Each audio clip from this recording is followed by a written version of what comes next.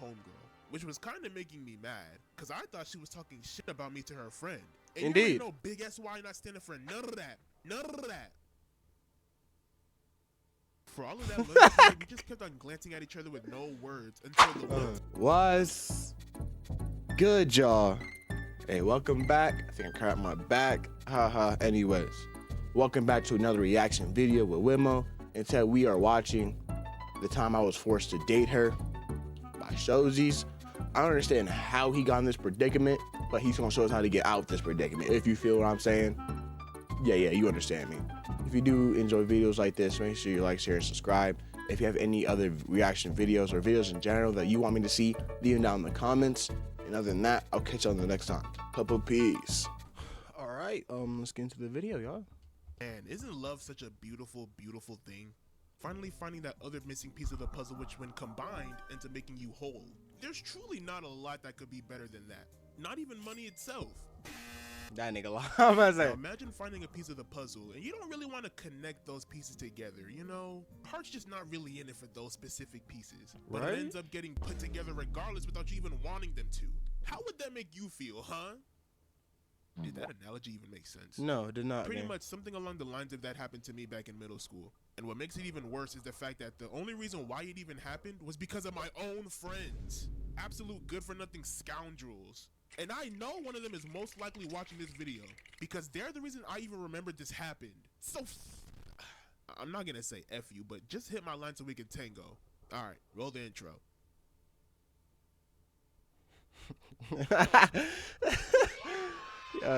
That's a like of the video. I like that. Please enjoy the video. So, We got you. Like I said earlier, this story takes place all the way back in my first ever year of middle school. High key one of, if not the best years of school I've ever experienced. Facts. Everything about it was so peak. And Right. I feel like I hear a lot of people dissing it. It was an entire fresh new start to my middle school journey from the BS that was elementary. Getting to be in a way. Yo, elementary school is not that bad. I think elementary school had to be peak times, unless you was an extremely bad kid, like some people I know. School than before, new friends, just a whole lot of new opportunities. Right. But to be honest, the truth of the matter is high-key fuck all of that. Because if I'm What you being mean? honest, the main thing that was truly carrying 6th grade for me was no other than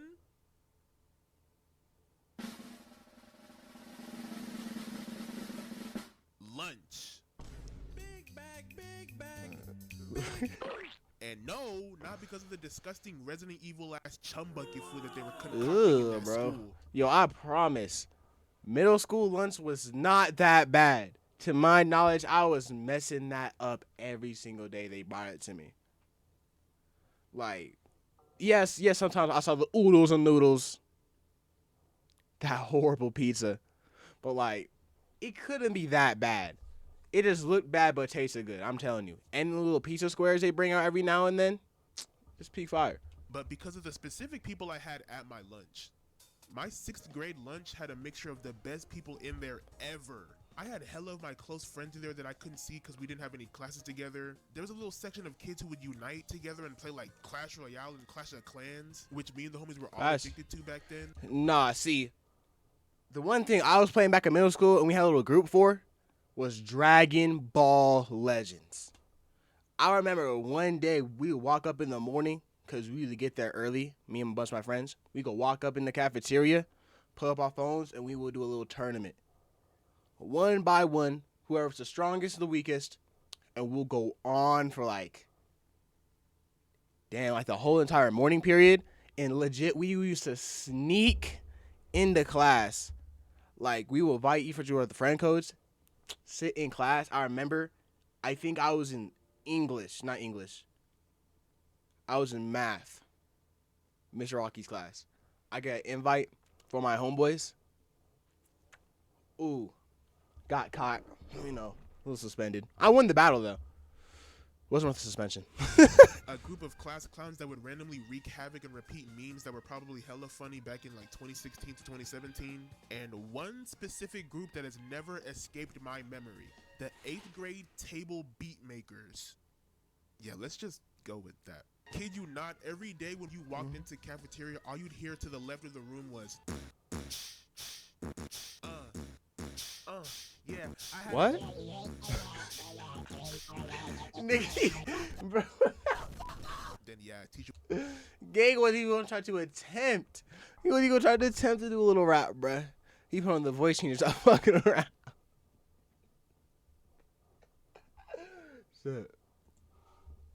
Would inevitably come over and tell him to shut that shit up. Now, on a random day during lunch, when we sat down next to the future Metro Boomins and Pure Borns, there was a girl sitting pretty close to them who we're gonna call Nyla. I'm assuming she was kind of hanging out with the table beat makers. I think she was low-key part of the little gang they were in. No racial, of course. I know they're all black, so let me chill. So as I'm eating That's crazy lunch to say. with the gangies, I would catch Nyla sneaking in these little glimpses at me and like whispering to her homegirl, which was kind of making me mad because I thought she was talking shit about me to her friend. And Indeed. You know, big SY not standing for none of that. None of that. For all of that lunch time, we just kept on glancing at each other with no words until the one time the loop was broken. I looked at her, she looked at me, did a little whisper to her friend. Friend smiles mischievously while nodding her head. Then Nyla looks back at me and says, "Hey, what's your name?" And flabbergastingly, I think that's a word? Flabbergastingly say my name to her, probably mad voice crackage as I said it. After that, she started light convo with me, like asking about myself in school and things of that nature, but while also slick sprinkling a little riz in the middle of her sentences. And not even just with her words, with her actions as well. She looked me up and down, eyelids slightly lowered, palm on the cheek, head tilted to the side, little hair twirls. You know the signs. Her little friend was also kiki-kiki-kikiing on the side, which was PMOing me. Then she gets to calling me cute and all that, which is like, bro. Just say pissing me off, bro. If I ever hear another nigga in my mic at school, or even my family tell me like, "Oh, you're such PMO," yo, no one goes around saying LOL, twin. Just say the fucking phrase. Excuse my language, but you're so PMO. Just say you better piss me off, twin. Gang, my fellow friend, humbling abode, my neighbor. Shit. Ugh, he pissed me off. Whoa. Pump the brakes. Then here I was, just a fat chud. If any other guy were in my situation, they'd probably be reciprocating energies with her, you know, head over heels, because she was high-key applying that pressure in the first 10 minutes of knowing her. But hey, Shazi, what you said in the embarrassing school stories that still haunt me video at approximately 1 minute and 32 seconds in? I'll be honest, I was not paying attention to girls back then. I was hanging out with boys. Pause. You gay? So while she's slick rizzing me nicely, I'm sitting there mad, awkward, confused, flustered, embarrassed a little, and completely out of words to say.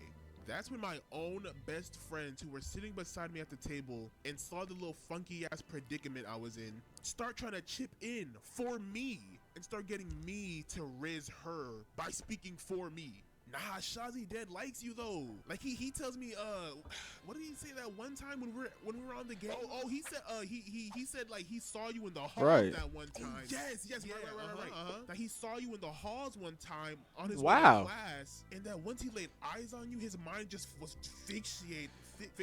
I mean, wow. Like it's crazy. He for real likes you, right, Shazi? Nah. At least bro got friends like that. See, back when I was in middle school, let's say a girl I liked or a girl that liked me trying to push up, instead of my homeboys trying to, you know, help me, you know, try to put me out there, they would make moves and steal a girl from me. They make fun of me afterwards. And I know exactly who did it too. I still remember his exact name. I still go to school to this day. Tyshawn. Piece of shit. Let's go. Keep going. W friends. And for some reason, it seemed like what they were doing was actually working on her somehow, even though quite literally nothing being said was coming out of my mouth.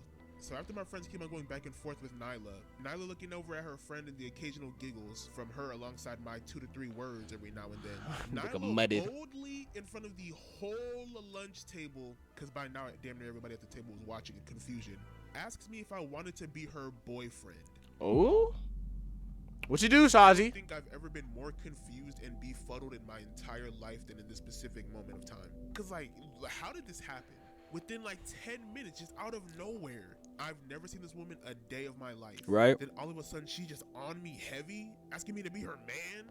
I was genuinely put on the spot here. What'd you say, though? Say yes, because like, damn. What? But I also didn't want to say no, because like, to do that in front of the whole table would be kind of messed up, you know? And after all that shit my friends were putting me through to put me on, exactly. I said no on our way back to class, they were bound to put pause on me. So, yeah? After that lunch had ended, and on the way back to class, that's so stupid. Ears about how I should be thanking them, but I didn't even want her. That's so bad. Nobody ever. If you don't want the person, you should never feel forced to go get with the person just because they're putting up plays and moves. Especially when your dumbass friends trying to hype up like, oh yeah, he be talking about you and shit. You know how it be. He said you might be fine to love. No. If you feel pressured, especially if you don't like, don't feel forced to say yes. Always say no. That's if you're not trying to make no move though. If you wasn't feeling that first and you start to feel it later, then hey, it was a slow win, but you got there. That's all I gotta say. Next, let's play the video. I had this quote-unquote lunch girlfriend who I was most likely going to be seeing every day now. And it made me feel really weird. Hella weird. Because I dead felt forced to accept. And mind you, I didn't even know shit about Nyla at all. What kind of hornswoggle is that? Slowly but surely, though, I started to come to the conclusion that she might have been trolling the whole time. Surely. Because like I was saying, while that whole ordeal was going on, she looked over at her friend and just couldn't stop laughing. So surely she couldn't be serious, right? But even if that was the case, it still felt really weird to me. Next time at lunch, I purposely sat away from where we sat last time to maybe, avoid her respectfully. Right. 8 minutes after me and the homie sat down, guess who sat directly in front of us? Nyla and her friend. It was like this for weeks, damn near a month. She'd sit where me and my friend sat. She'd be talking to me. I'd sit there awkwardly not knowing what to say while she rizzed my shit. My friends and her friends watching while laughing and giggling while eating popcorn on the sidelines. They some assholes. The most just weird and unserious situation I've ever been put in. Like, what are we really doing, bro? She would ask me all kinds of things like if I wanted to meet her family, ask for my socials, where we would go on dates together, which... Damn, she really trying to up moves on this player. I can't lie. Like, for this back in middle school, and you're like, what? You're in the 6th grade back then, and she know all about this? I wonder what's going on at home. Mind you, I am a broke, fresh into 6th grade loser, while she's in 8th grade. Like, what exactly were you expecting out of me? I have bands? There was even this one time after lunch when it was time for everybody to go back to classes. This girl, honest to God, leans in for a kiss. Not fully leaned in, but like lips puckered near me. She knew what she was doing. I already know whoever liked her back in that 6th grade was hating on this man hella. And he didn't even want her. I can see her now just in the back like, oh, this lucky ass nigga, bro, I've been trying to push up for weeks. Now, what do you and he stole her from me? Think I, Shazi, did? A, leaned in and kissed. B, screamed in her face. C, ran away. D, sat there like a flustered dunderhead, sweating. Let's think about this. Analyze. So what we know about the character. He's obviously not the time to... He's obviously not going to do B. He's not the time to scream. He not like that. He's more of a calm social man. He don't got the... I would just say, the charisma to do it. Let's just say that. Number A. We're going to take that also off the list. He is not ballsy no whatever. He has no riz. And he doesn't like the girl. Not doing option A. Option C, it's like a scaredy cat. I put that past him. I believe he has enough courage to at least stand there. So, in this operation, we finna go with Operation D. Option D. Shut up. Am I right? D is absolutely correct. Let's go! Sat there until she eventually laughed it off with their friend as they walked out of the cafeteria. And all I remember is the disgusting smart like faces that. my friends were making at me and the anger emitting from them. It was so dumb.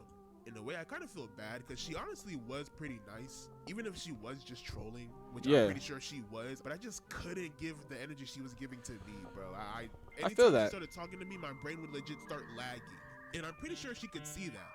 But yeah, not gonna lie, eventually, I think that little troll scheme she came up with started to bore her. Because after a while, Nyla and her friend didn't choose to sit with me anymore. That's We went tough. back to the table with the beat makers, and yeah, that was pretty much the end of it.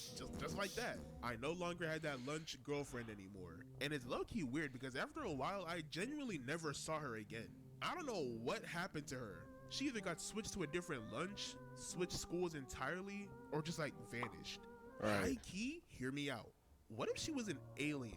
All right, Sent bro. to collect You're stretching. You're information about stretching. affection, and I was the one she happened to stumble upon. He off that za. But yeah, that's about it for that story. Moral of the story: never date someone who you're truly not comfortable or interested in pursuing under any circumstance. Duh. 'Cause, Exactly. it's a very interesting experience. It's not brain science. Hopefully y'all enjoyed the video. Leave a like and subscribe if you did. And Yeah, make hopefully sure. I'll see y'all in the next video. Love. What a concept. Just say you get no girls, bro. It's okay. We gotta be there. Yep. Here comes the crying. I got you, bro. You need a tissue. I'm not shit. Hold up. Wrong scene. There we go. If you do. If you do enjoy this video, you already know, make sure you like, share, subscribe, leave a comment, maybe a link to the video to see what else I can react to, before I can be more integrated with y'all, because y'all are my fans, and I do appreciate y'all. But take the lesson at the end of this video to learn. This is not just applied to 6th grade logic. This applies to everywhere you go. If you feel forced to do something, especially in relationship standards, don't do it. Don't be forced to get with somebody if you don't want to do it. Yes, there can always be that positivity like, yeah, I don't like him now, but I can like him later. But the person that's with you likes you really now. And then if they don't get the energy that they're trying to replicate, it's going to make them feel some type of way. So instead of putting somebody's heart like that, I would just recommend to don't do it at all. Or just be friends with the person and then see where we can go. That's the best option if you do it. But that's if you want to give them a shot. Other than that, this has been Whitmore. I'll catch y'all in the next video. Peace, nigga. I know my breath smell. Hope you smell it.